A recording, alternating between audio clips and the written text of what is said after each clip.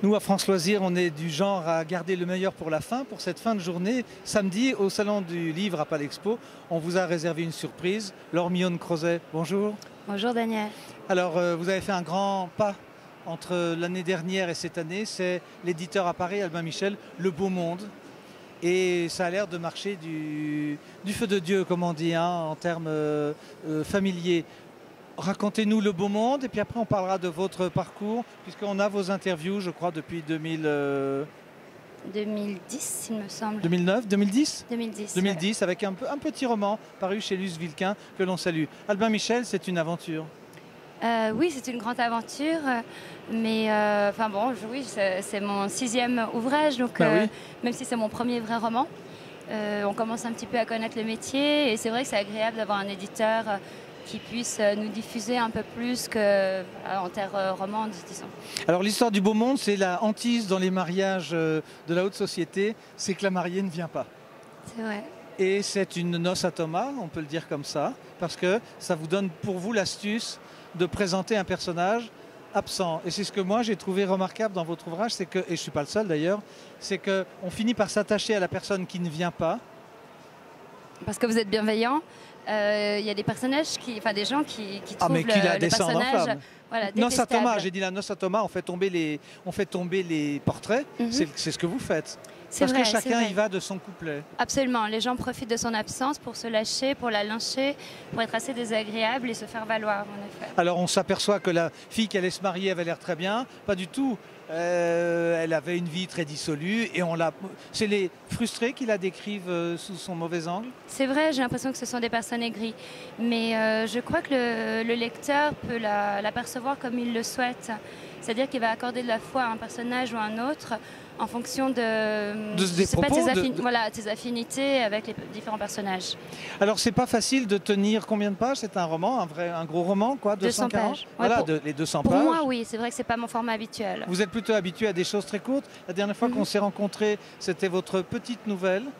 Et Oui. il y a quelqu'un sur ce salon qui a vécu exactement l'histoire de cette rencontre par Internet. Ah bon? Oui, et si je retrouvais cette personne, mais voilà, et je lui dis, mais voilà, moi j'ai lu ça. Et Mon petit l'auteur roman s'appelle comme ça. épistolaire, le micro-roman. Absolument. S'exprimer à l'aimer.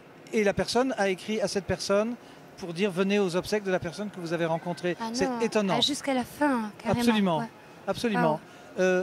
Ce que je peux vous le retrouver, je vous dirai qui c'est. Avec plaisir. Ouais. Votre roman est extraordinaire parce que vous, en fait, comme auteur, vous donnez votre sympathie parce que il y a un des ancêtres qui va passer l'arme à gauche et vous dites que là, au moins, la personne sera capable de réunir le monde. Ce que vous avez fait, c'est une astuce extraordinaire, ça. J'aimais bien l'idée de faire une sorte de huis clos avec des personnages de différentes origines qui se retrouvent et qui se racontent des histoires. Et surtout qu'on n'ait pas de vision objective du personnage principal. Oui, il y a un côté extrême oriental et je n'ai pas besoin de faire de dessin qui vous correspond tout à fait. C'est que puisqu'on est là, puisque tout est commandé, quand le vin est tiré, il faut le boire. Voilà, ce serait du gâchis de perdre tous ces victuailles. Oui, et donc là, il y a un sursaut de la famille qui dit non, on va continuer, faisons la fête. Soyons pragmatiques. Oui, mais ça c'est un trait de caractère chez vous, puisque c'est là, faisons-le, puis on verra bien après. Je sais pas, oui, parfois, oui, j'essaie de m'accommoder de la réalité et d'en tirer le meilleur parti, oui. Donc en fait, les gens passent une excellente soirée. Ils rigolent bien, jusqu'à qu'ils rigolent un petit peu moins franchement, jusqu'à Quand que ça on devienne commence à... un petit peu inquiétant, cette absence qui commence à paraître un peu plus volontaire qu'il n'y paraissait au départ.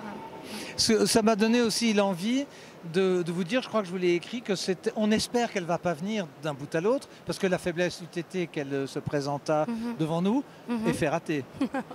J'aime bien vos subjonctifs plus que parfaits. Comme vous écrivez très bien, je me permets un peu. C'est la fin de la journée, on a le droit de se lâcher un tout petit peu. Surtout que j'adore. On espère qu'elle ne viendra pas. Elle ne vient pas, ouf. Et puis en même temps, on se dit, mais par quel charme ai-je été happé? C'est quoi votre charme dans ce roman? J'espère que c'est le style. Et sinon, oui, parce que pour moi, le personnage principal, c'est la foule qui prend peu à peu plus de place, qui au départ est assez guindée, assez charmante, charmeuse, et devient de plus en plus mesquine, désagréable, jusqu'au geste fatal.